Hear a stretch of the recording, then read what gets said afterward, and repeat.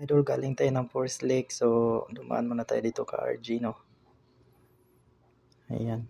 Mag alas 6 na mga idol. So, nakasindi na yung gandil niya. So, tatahimik lang tayo. Ayan, no? Galing tayo ng Forest Lake. Karadating lang natin dito.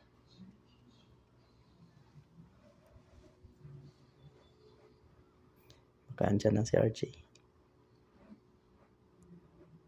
Mag 6 PM na kasi mga idol.